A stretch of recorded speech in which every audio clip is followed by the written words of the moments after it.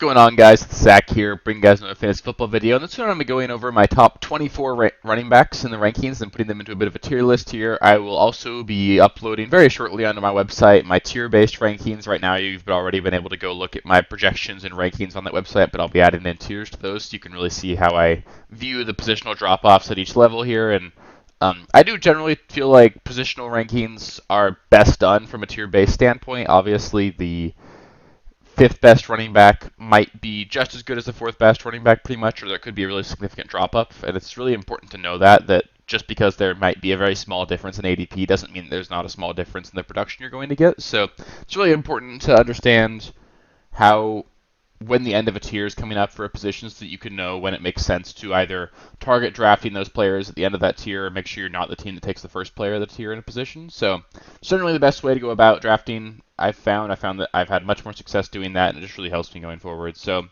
with that, let's just get us started here. Started off with my running back 1. I've got Austin Eckler ranked as my running back 1. He'll obviously be going into S tier. I have no problem if you want to put Eckler, Saquon, or CMC as your running back 1. Those are my top 3. Eckler is obviously going to be extremely involved in the passing game. I'm just super high on this Chargers offense this season. I think Kellen Moore is going to make them even better than we've seen in the past couple years. I think they're going to be one of the top 3 to 5 offenses in the NFL, and Austin Eckler is obviously going to be a huge part of that. He's a touchdown machine. He's obviously just extremely talented. He's going to score double-digit touchdowns again. He'll probably catch 60 to 80 passes, and he'll have over 1,000 total yards. So he's going to be an absolute machine, especially in PPR formats, and I just love drafting him even if I have the number 1 overall pick. I don't find myself doing that because I tend to lean towards receivers with those first 2 picks in Jefferson and Chase, but I have no problem with taking Austin Eckler as the 3rd pick overall. So up next, my running back 2, who I will also be putting into S tier, but almost didn't want to because of the potential looming holdout situation. I've got Saquon Barkley. He's statted out as my running back 2 in my projections. I think he's, again, just extremely crucial to this Giants offense. He's pretty much the guy that's going to make that offense tick this season if he plays. I'm not really worried at all about a holdout. I think it'd be really dumb of him to hold out from a financial standpoint. It just doesn't really make much sense. He doesn't really gain anything by holding out. I expect him to report towards the end of training camp and then play the whole season. So if he does that, he's going to catch a ton of passes, be super involved on the ground. He's just a really good player, and this offense might be a little bit better than it was last season, so he might have some increased touchdown upside as well. I think that Saquon of the 3 here is probably the riskiest. I say 3 because CMC will be coming up next. So I generally draft CMC ahead of Saquon just because there's some concern maybe this Giants offense really takes a significant step back. Maybe last year was a flash in the pan, and then also there's the looming contract situation that could result in some missed games. But Saquon's a locked and loaded top 5 running back. If he plays every game this season, I think he probably will, and I have no problem drafting him that high.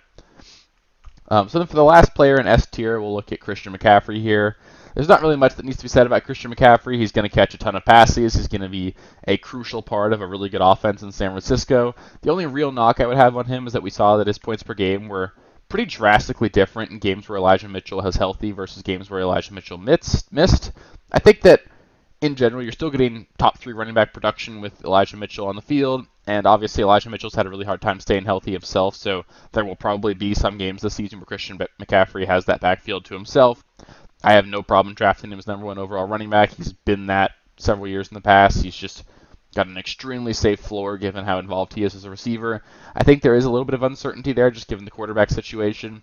If Trey Lance is the starter for this team, I would have to knock Christian McCaffrey down just a little bit. He'd still be an S tier, but I think that you'd miss out on a lot of the passing up volume because they're going to be a much more run-heavy team with Trey Lance still in the field. So you could lose some pass-catching work and some goal line work as well if Trey Lance was a starter. So I'd be much more concerned about McCaffrey with Trey Lance, but I'm currently projecting Brock Purdy to be their starter, and if that's the case, I think McCaffrey's locked and loaded top 3 here. So then moving on to running back 4 in my rankings, just at the top of A tier, I've got Nick Chubb. Nick Chubb's a guy that I'm drafting pretty much everywhere. I think he's got a ton of upside this season. I think he really could crack into that S tier if he ends up being more involved as a pass catcher, which the Browns have said they intend for him to be. Given that Kareem Hunt and Dearness Johnson are gone from this team, he is going to be the focal point of this offense on the ground, and he'll probably catch some more passes through the air as well. Deshaun Watson should make this offense better than it's been in the past as well, given that Watson was just absolutely brutal last season. I don't see a world where he's that bad again this year, and in that case, Nick Chubb's got, honestly, 15 touchdown upside, 2,000 rushing yard upside. I mean, the upside's just insane given how efficient Nick Chubb is on the ground. If this offense is good, He's going to be an absolute machine. He was the running back 1 in fantasy last season through week 10, and there's just not really much that's changed this season except they should have an upgrade at the quarterback position and less running back competition in the backfield. So I think that Nick Chubb's a locked and loaded top 5 guy, and honestly, I have no problem. I've seen people rank him as high as 1. I think that's a little outrageous just given how talented those top 3 guys are, but if he finishes as the running back 1, I wouldn't be shocked at all. So up next, my running back 5, I've got Josh Jacobs. Josh Jacobs is another guy we obviously have to see how things play out with his holdout situation. Again, sort of with Saquon, I think he'll probably miss most of training camp and then come back and play all 16 games. And if that's the case, he's probably going to be a top 5 running back. He was honestly the steal of fantasy drafts last season. He's a really good player, and nothing's really changed for him. They went from Derek Carr to Jimmy Garoppolo on that offense. I don't think that's much of a move at all. If anything, Jimmy Garoppolo is maybe more likely to dump it down, so we could see some increased passing volume work for Josh Jacobs. Josh Jacobs is just a really good player. He's going to get a lot of the work in this offense, and any player that's that involved in the offense and as talented as he is going to be an elite producer, and I have no problem drafting him that high. And then the last player in A tier here for me is going to be Bijan Robinson. I think that Bijan is very clearly the best rookie running back prospect we've seen come into the NFL in the last several years. He was drafted 8th overall by the Atlanta Falcons, and the Atlanta Falcons are a team that have made it very clear they want to be extremely run heavy. And I get why they want to do that. They've got a really quality offensive line. They've got Bijan Robinson and Tyler Algier, who are 2 really good running backs. I don't necessarily agree with the Falcons' approach to building a roster, given that I like Algier quite a bit. But Bijan, with that draft capital, is going to get a ton of volume. I would not be shocked at all to see him get 300 carries. He could easily have over 1,500 rushing yards this season. He's a really quality pass catcher as well. The only real question marks there are just how good is this Atlanta Falcons offense going to be with Desmond Ridder at the helm. I don't think they're going to be a very high-powered offense, so you might have some limited scoring opportunities, but the volume's going to be there for Bijan. The talent's there. The offensive line's there. He's going to be an efficient player. He could easily lead the NFL in rushing this season, and I mean, I have no problem drafting him as high as RB3 even. I mean, he could legitimately finish as a running back 1 in fantasy as a rookie here if this Falcons offense is a little bit better than we're expecting it to be, and obviously the upside's just insane with him. So I love drafting Bijan. He's going right around where I'd recommend being comfortable drafting him in drafts right now, so I don't think he's a bad draft pick by any means, and I'm more than okay drafting him if you want to. And then moving on to the first player in the next tier, moving on to my running back 7, I've got Derrick Henry. Let's see if we can find him here. Obviously, the only concerns with Derrick Henry are age and then how good is this Titans offense going to be. Derrick Henry's currently 29. He's just over that 1,500 carry threshold that we often see being that cliff for running backs in the NFL. It's often so shown that when a running back exceeds 1,500 carries in his career, it becomes really difficult for him to continue producing. Derrick Henry might just be different. He's been different like that his entire career. I'm not really worried about him falling off a cliff, but I am worried that this Titans offense is going to be really bad. They did just add DeAndre Hopkins, which helps alleviate those concerns a little bit. They should be maybe closer to a 20th best offense in the NFL instead of a bottom 5 offense. So I think that you're going to see Derrick Henry get 300 carries, so probably average 4.5 yards per carry. We saw him be a little bit more involved in the passing game as well last season. I think that might come back to normal now that they have a somewhat more competent receiving core with Hopkins, Traylon Burks, and Chig Okonkwo. So I wouldn't bank on the increased receiving work, but the volume's going to be insane. He's going to score a lot of touchdowns. He's going to have a ton of touches, and he's just a really safe pick unless he gets hurt or... I mean, that's pretty much it. I think that the floor is really high for him, barring injury, and I think that he obviously has RB1 overall upside if things break right for him, if the Titans offense is better than we think it's going to be. So I have no problem drafting him right now in best ball. You can get him at like the end of round 2, beginning of round 3. I think that's a perfect spot to be drafting him in. There's just a ton of upside there, and at that ADP, I don't think you can really go wrong unless he's just dust, which I don't think he is. Next up, my running back 8, a guy that I'm extremely high on this season, is Ramondre Stevenson. He's going in that same 2-3 turn range by ADP right now, and I honestly find myself drafting Ramondre a little bit more than Derrick Henry, despite the fact that I have Ramondre statted out just behind him. I think that Ramondre Stevenson is just a better pass catcher. He's a bit of a safer draft pick because there's none of that age concern. He's going to be extremely involved in this Patriots offense. Obviously, they don't really air it out deep very much, so he's going to be super involved as an underneath pass catcher. He's a really talented runner. We've seen him ranked in the top 5 in forced missed tackles per touch and added yards per carry per touch as well. On top of that, we've seen him be an extremely talented score near the goal line, and now we've seen the Patriots lose Damian Harris this offseason. There's really just no competition for touches in this backfield.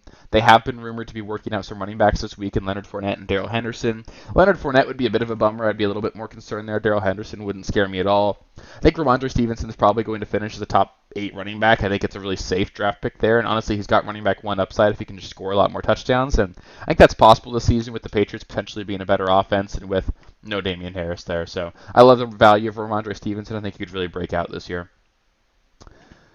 Next at my running back 9, who will also be in B tier, I've got Jonathan Taylor.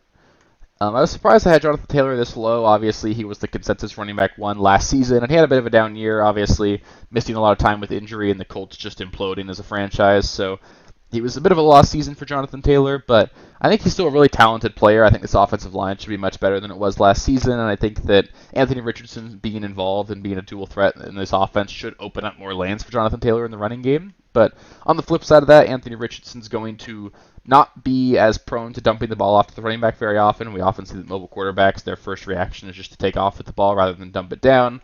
And on top of that, Anthony Richardson's going to be involved near the goal line, so you might lose out on some scoring opportunities with Jonathan Taylor. I think Taylor's going to be really good. He's going to get a lot of touches. He's going to be really efficient with those touches, but you're going to be missing out on that receiving game and the touchdown upside, so that's why I've got him ranked just at the low tier of running back 1s here. Obviously, he's got upside beyond that if this offense is better than we think it's going to be, but I think it's just going to be really hard for him to be that top 3 kind of guy this season. I think he's definitely being drafted right around where he should be at RB. His ADP right now is RB6. I have him as my RB9. I think that RB9 to 10 range is probably a better range for him this season. Up next, my RB10, who I'm also going to put as the last player in B tier. I've got Tony Pollard. Let's see if I can find him here. There he is. Tony Pollard finishes the RB5 in fantasy last season, and Ezekiel Elliott was there to soak up a ton of those touches. Ezekiel Elliott's gone now from this team, and they've made many statements over the offseason that they want to be a more run-heavy team. I think this makes a lot of sense for the Cowboys, given how good their defense is and how turnover-prone Dak was last season. It makes a lot of sense for them to be really reliant on their running game and their defense to win games. I think Dak's good enough to be a quality game manager and make them competitive. So I totally get where they're coming from there. I think that Tony Pollard's a super efficient player. I think he's a guy that obviously has running back 1 overall upside. We saw him be the top 5 running back last season with more running back competition. So if they just give him the lion's share of the work, he could easily be super efficient and catch a ton of passes and be really awesome. I'm still worried they're going to add somebody. They haven't ruled out signing Ezekiel Elliott back to this offense. And on top of that, I think that there is some concern regarding the broken fibula he had from his playoff game last season. Obviously, the timeline for his injury is not anything to really worry about. He should be healthy. He's already signed his franchise tag, so there's no worry of a holdout here. I think he's just a really safe draft pick. I drafted him quite a bit, that 2-3 turn as well. I think he's going to be a guy that's got a ton of upside. He's probably got the most upside of any of the 4 guys I have in B tier, but I think he also probably has the lowest floor given that he's coming off an injury, and I think this Cowboys offense could potentially take a step back this season. So moving on to the first player I've got in C tier, I've got my running back 11 in Miles Sanders. Let's see if I can find him here. Miles Sanders is a guy that I'm actually super excited about this season. He's coming off a season where he finished the running back 11 last season, and that's where I've got him ranked this season. I think you're going to see him miss out on some scoring opportunities now that he's on a worse offense in Carolina, but I think he's going to be more involved as a pass catcher in this offense. I think that he's just a really good player, and we saw this be a team in Carolina that was really efficient running the ball on the ground. We saw guys like Deonta Foreman and Chuba Hubbard put up massive games on the ground, and Miles Sanders was better than both of those guys. They gave Miles Sanders the largest contract to any running back in the offseason this year, giving him 4 years and $25 million. So he's going to be an integral part of their offense. There are clips of them telling him they want to use him in the passing game a lot more. They specifically cited him catching 50 passes as a rookie. And if he catches 50 passes as a rookie this season, then he's absolutely going to break this ADP. He's going to be super efficient on the ground. I believe he'll have no problem eclipsing 1,000 rushing yards. And if this offense is even a little bit better than it was last season, we could see him easily break the double-digit touchdown threshold as well. I think he's got legitimate top 5 upside of the running back position, and he's just going to get enough volume. I think he's a really safe pick here. I love drafting Sanders where he is. Another player I find myself drafting a ton of, I've got James Conner as my running back 12. He's also going to slot up right into this tier. Let's see if I can find him here. Regardless, I think James Conner is going to be a guy that a lot of people are overlooking. He's currently being drafted in that running back dead zone, but believe it or not, from week 10 on last season, James Conner finishes the running back 6 in fantasy scoring. That's points scored at the running position, total points scored at the running back position, and that includes a week in which he had a bye. So he averaged 19.8 PPR fantasy points per game from week 10 on last season. He was just a really good player. I still think he is. He's really involved in this offense. The depth chart behind him is Keontae Ingram, Corey Clement, and Tyson Williams. So there's no real threat there to take touches from him. And I think this could be an offense that's better than people are thinking. I think Kyler Murray could easily come back much earlier than a lot of people are projecting. He's come out and said he wants to be back for week 1. He hasn't ruled that out yet. I think a lot of people are just assuming Kyler is going to miss the first half of the season, but if Kyler comes back earlier than that, we could legitimately see James Conner be a top 5 running back this season again. I think that he's going to get enough volume and be involved enough as a pass catcher that he's just a really safe pick. I think I'd be shocked if he finishes outside the top 15 at the position, assuming he stays healthy. And if he stays healthy the whole season, I think he's got legitimate top 5 upside. I love drafting James Conner in about the 8th round where he's going right now. Another player I've got in C tier is Aaron Jones. He's my running back 13. I don't really understand why Aaron Jones is going as late as he's going in drafts right now. He's currently being drafted as the running back 16, despite having finished as a top 12 running back every single season in each of the last 4 seasons. Just last season, in a year where the Packers were honestly really bad, and he only had 2 rushing touchdowns, he finished as the running back 9. I would expect him to have more rushing touchdowns this season, and obviously he's going to be super involved as a pass catcher. He's super efficient. He's probably going to have 250 touches this season, with a lot of those being targets through the air. I'd be just shocked to see him perform much worse in this ADP, just given how talented and how involved and crucial he is to this offense. I think people are just sort of tired of drafting him just because he's been around the block. Obviously, his best years are probably behind him. He doesn't have that top 5 upside because he's tied to what should be a pretty mediocre offense, but he's good enough that he could easily be a top 10 running back again this season. I have no problem drafting him where he's being drafted at all, and I think if he's your running back 2, you're really set at the position. Up next, another player that I'm going to put in this tier is Jahmyr Gibbs. Let's see if I can find him here. Regardless, Jahmyr Gibbs was drafted as the 12th overall pick by the Detroit Lions. It's a pick that a lot of people thought was a bit of a reach for a team that really didn't have a need at the running back position, but the Lions just pretty much turned around their entire running back room this offseason. They flipped DeAndre Swift for Jahmyr Gibbs, and they flipped Jamal Williams for David Montgomery. Jahmyr Gibbs is just going to be extremely involved in this offense. They wouldn't have drafted him if they didn't have a plan for him. They were one of the teams that was linked to Deebo Samuel just last year when he was a bit on the trade market. So I think it's reasonable to assume they're going to use Jahmyr Gibbs a lot like that. He's going to be a hybrid wide receiver running back for them. I expect them to use him out of the slot quite a bit. And honestly, he could easily catch 80 passes this season. He's just going to be DeAndre Swift, but better. I think he's a really talented player and a really good offense, and there were 25 total touchdowns scored by the running backs in the Detroit Lions offense last season. If he can get half of those, he'd just be an absolute rock star at his ADP. I would expect most of the touchdowns to go to the big-bodied David Montgomery, but regardless, he's going to be a super efficient player, and if he gets more volume than I'm projecting him to, he could easily break fantasy. I've got him ranked as my running back 14. He's being drafted as a running back 13. I have no problem with that. I think he's got a ton of upside. He's probably got the most upside of any of the guys in C tier. And I think he's got legitimate top 5 upside if things were to break right for him or if something happened to David Montgomery. So no problem drafting Jahmyr Gibbs. I love the upside. I love the talent. And I love the offense he's on.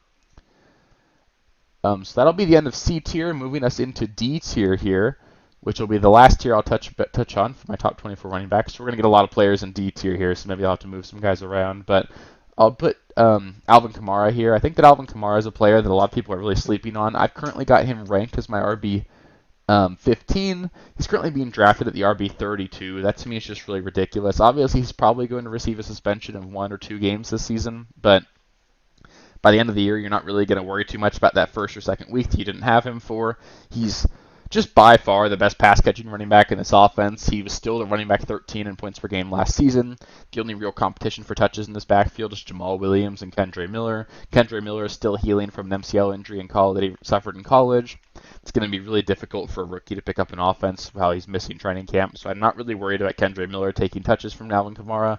And then Jamal Williams is the guy who he's probably going to steal a lot of the goal line work from Alvin Kamara, but he's just not a pass-catching threat at all. I'd be surprised to see him really stay on the field too much over Alvin Kamara. And Derek Carr is a real quarterback upgrade for Alvin Kamara. Alvin Kamara is going to catch a lot of passes. I think he'll be a really safe running back too once he's back from that suspension, and you don't have to pay that at all. So I love drafting Alvin Kamara here. Next up, I've got David Montgomery. He's another guy that I love drafting. I've drafted a ton of him throughout this offseason. I've got him ranked just 2 spots behind Jahmyr Gibbs, despite the fact that Jahmyr Gibbs is going in the 3rd round and David Montgomery is an 8th round draft pick. I just think he's replacing Jamal Williams, who had 17 rushing touchdowns last season, was really involved on the ground, and David Montgomery's a better player, he's a better pass catcher, so David Montgomery should see the same role but get more receiving work and should easily eclipse double-digit touchdowns this season. I think that David Montgomery is one of the steals of drafts right now. I think he's probably going to finish the top 16 guy, clearly, and I think he's got even upside beyond that. If something were to happen to Jahmyr Gibbs, David Montgomery would be an immediate top 5 running back, and you just can't really say that about many of these guys, so I would draft as much David Montgomery as you can. Up next, I've got Breece Hall as my running back 17. He's a guy who really broke onto the scene last year. He looked great in the time he was healthy, but then he tore his ACL. He's obviously questionable to start week 1 here. I would expect him to be ready probably to start week 1, but they just have a really brutal schedule to start the season. Their first entire half of the year just looks really brutal. The Jets could easily start out and be like a 2-6 team. I'm almost projecting that, so I think that it's going to be a really rough start to the season for Breece Hall, and then he'll turn it on during the second half of the season. I think that if you want to draft him, just knowing that you're probably going to have to hold through some rough weeks to start the year, and then you maybe have a top 10 guy the second half of the season, I have no problem doing that. I think he's a really talented player, and this offense should be better than it was last year, but I'm just a little bit below ADP on him because of how brutal their schedule is, and I'm a little bit worried about the injury. After Breece Hall, I've got Joe Mixon in this same tier, wherever Joe Mixon is. Regardless, Joe Mixon's a guy who he's honestly not an extremely talented running back, but he's a guy that's just going to be getting a ton of volume and a really good offense. I would be shocked to see him honestly underperform this draft capital. I have him ranked as my RB 18 despite an ADP of running back 15. So I'm a little bit below consensus because I don't think he's that talented. I didn't project him to be very efficient. This is going to be a team that's going to pass the ball a ton, but the volume's there for him. He's probably got an upside shot at 10 plus touchdowns this season. There's really no competition to steal touches from him this year, given that they lost Samaje Perine. Maybe one of the younger guys in Chase Brown or Travion Williams earns some trust in that locker room and maybe takes over that receiving down work. That'd probably be Chase Brown if that happens. But in all reality, Joe Mixon's going to get the lion's share of the touches in this offense. He's good enough and a good enough part of a massive or very talented offense that he'll probably be a top 15 running back if he can stay healthy. And if that's the case, I think he's more than capable of being, or more than deserving of being drafted where he's being drafted right now. Up next, I've got Najee Harris. Najee Harris is another guy who I just don't think is all that talented, but I think he's going to be getting enough work and be involved in that offense enough that it'll be hard for him to underperform at his ADP. I think that he's probably going to catch a lot more passes than he did last season. Do they really not have Najee here? Regardless, that's surprising. Whatever. Yeah, I think he looked a lot better during the second half of last season. He's a guy that has never really eclipsed 4 yards per carry so far in his career, but this should be the best offensive line he's had in his career. They really made an effort to address that in Pittsburgh this offseason. I am a little bit worried about Jalen Warren stealing that receiving down work from him, but Najee's going to get the goal line work. He's probably going to have 250 plus carries this season, and if he can average over 4 yards per carry, he'll be a 1,000-yard rusher, probably about 10 total touchdowns and catch 40 passes, so that makes him a pretty safe running back, too, for me. I just don't really see the upside because I don't think he's going to be efficient enough to really pop off. I don't think the Steelers are going to be good enough offense to give him true touchdown upside as well. So I think Najee's a perfectly safe pick, but you just have to understand that you're not really drafting much upside there. After Najee, I've got Alexander Mattison as my running back 20. I think that Alexander Mattison honestly has a much wider range of outcomes than this. I think he's honestly a really talented player. I don't think he's quite as good as Dalvin Cook has been, but we've seen Alexander Mattison average 22.5 fantasy points per game in games he started in place of Dalvin Cook. That would put him in line to be a top 5 fantasy running back, and obviously he's going to be a really crucial part of a really good offense in Minnesota. I think that the upside is immense for him, but we also just don't really know what they're going to do with this backfield. Maybe they'll be a little more sparing in their usage of Alexander Mattison, knowing they don't have Dalvin Cook on the roster. They'll want to maybe mix in guys like Tyson Chandler, Dwayne McBride, sort of keep him fresh. Maybe he'll end up with like a 55-60% touch share in that offense at the running back position, and that'd be about what I'm projecting him for. But if he ends up getting that 70 to 80% of the running back touches in this offense, he could easily be a top 10 running back this season, and obviously the touchdown upside's there as well, given how good this Vikings offense is going to be. So I think that Alexander Mattison is a perfectly fine value where he's being drafted. I have no problem drafting him there. Up next, by running back 21, I've got Kenneth Walker. Walker's another really talented player. I would have had him ranked in my I would have had him ranked in my top 10 had he not been a member of the Seattle Seahawks, who just drafted Zach Charbonnet in the third round this offseason, or second round this offseason. With that being said, I still think Ken Walker is going to get the first and second down work. He should be given the goal line work as well in this offense. He's going to be a really efficient player. He'll break off some really long runs as well this season. Just we've seen how explosive he is, but I think he's going to lose that receiving down work. So that's why I've got him as a low-end running back too. I think there's certainly upside beyond that. It's hard to really truly project what Zach Charbonnet's usage is going to be. The Seahawks don't really tend to incorporate rookies into their game plan very much, so it's possible that all of this Charbonnet fear is just completely unjustified, and Ken Walker could easily be a top 15 running back. So that upside's there. I do think the talent's there, and the Seahawks offense will be good enough to make him a really good player. So depending on how much they use Charbonnet will really influence what Ken Walker's range of outcomes ends up being here. But I'm currently projecting him to be a low-end running back too, and I think he's got upside beyond that, and I don't really see a floor much lower than that. So I'm fine drafting him if he slips that far, but right now he's being drafted with running back 17. That's just a little bit too high for me. Up next, my running back 22 is Javonte Williams. I think Javonte Williams is just another really talented player. I know this is a guy that a lot of people are low on just because of the injury. I don't even think he's necessarily going to be ready to start the season. He probably won't, so I actually really love drafting Samaje Perine as well, although he won't crack the top 24 here. But Javonte Williams is a really talented player. I'm in favor of believing that this Broncos offense is going to bounce back this season. And if that happens, then there's just going to be a real scenario where this offense is fantasy gold, given how much people are just shying away from it after the disaster that was last season. Sean Payton's running back rooms always ranked top 5 in the NFL in terms of total fantasy points scored, so there could honestly be room for Samaje Perine and Javonte Williams to both be good. I think Javonte Williams is just clearly the better player. He's a more explosive athlete, so if Javonte Williams can come back healthy, he's got legitimate top 12 upside at the running back position, and I think that I'm willing to draft him and probably drafts Perine as well, and then just wait those couple weeks. Then you might have yourself a running back one that you didn't have to pay very much for.